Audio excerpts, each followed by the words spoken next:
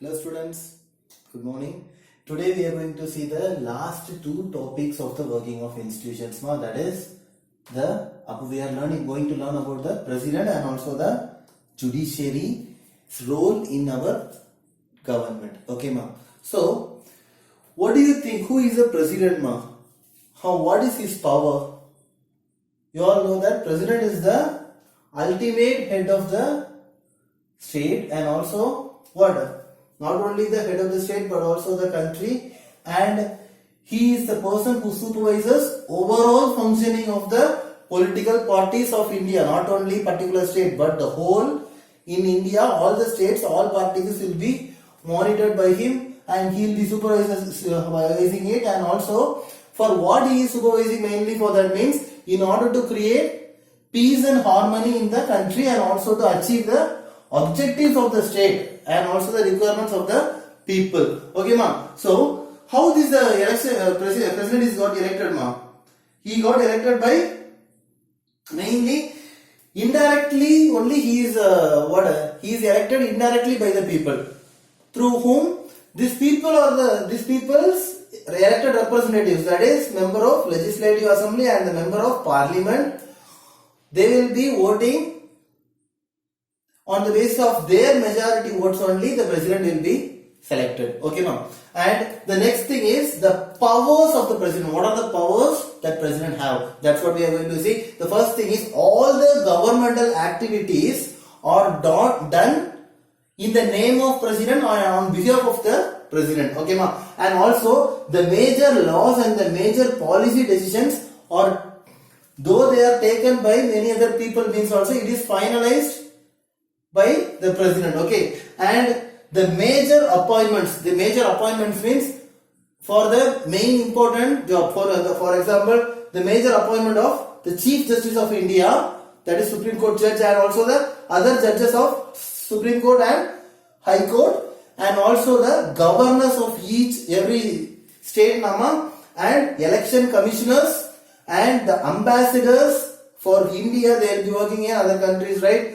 So that ambassadors to other countries also will be selected by the president. Okay ma. And the main thing is most of the international treaty and agreements, for example ourselves, India and America is signing a treaty or on related to business process or the import and exports or whatever it is, it will be done by the president. Okay, international treaty and agreements are signed and approved by president. And the next thing is, you all know that a president is the supreme commander of the defense forces. Defense forces means what are the things ma? Military, navy, and air force. All these will be coming under his control. Okay. And the next thing what we are going to say is, the next important thing is judiciary. Judiciary means it is nothing but, I have already said you now, judiciary means it is courts, right? So in the previous, that is in the in lessons you might have learned what is the judiciary mean ma?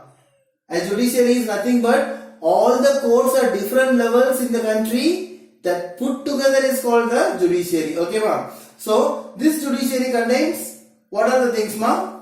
It will be containing Supreme Court as at the apex level, and next high courts for every state, high court for every state, and finally lower courts in every district. Okay ma, that's what we are seeing. And the next thing what we are seeing is, in India this judiciary nama, what are the powers it is having? What are the powers it is having and what is the role of this judiciary in India? So that's what we are going to see. In India we are having an integrated judiciary. Integrated judiciary means that judiciary is the highermost power and no one can dominate it in the case of judgment and everything, right? And also the Supreme Court is the one that controls judicial administration of India. Okay. So that is the main thing you have to keep in your mind. Supreme Court is the one that controls the complete judicial administration of India. And also we might have learned in the previous lesson or previous class itself what?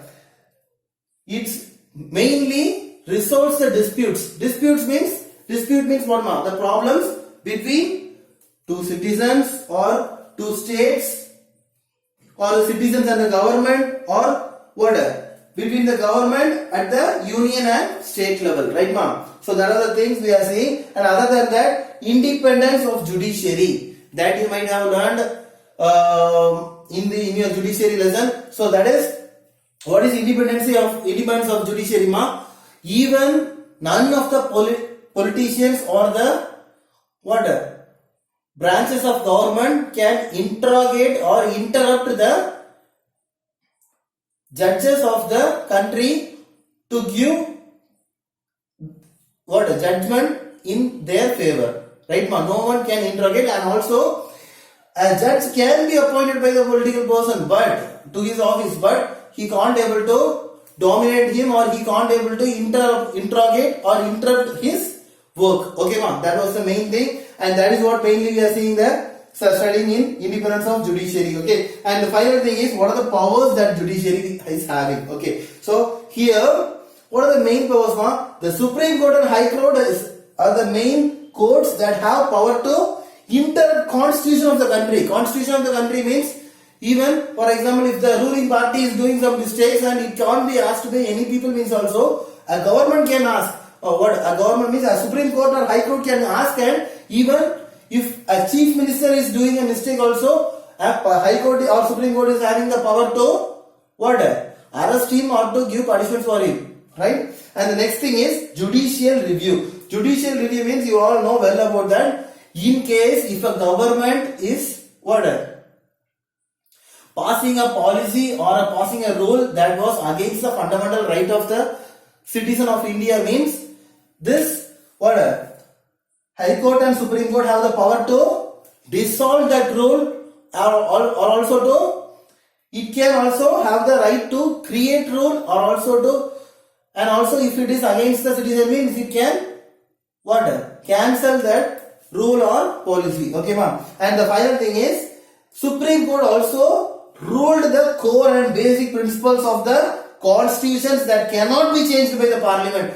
In our constitution, there are some basic rules that can't be changed by even by the parliament. But in case nowadays, if the rule is not applicable to the people, or nowadays if the rule is not satisfactory to the people or the fundamental rights of the people, means Supreme Court can have the right to rule out that particular constitutional rules. Okay ma, it can even dissolve that rules. That's what we are learning. So these are the things we are learning in the working of institutions. This is how the lesson ends, and I want you all to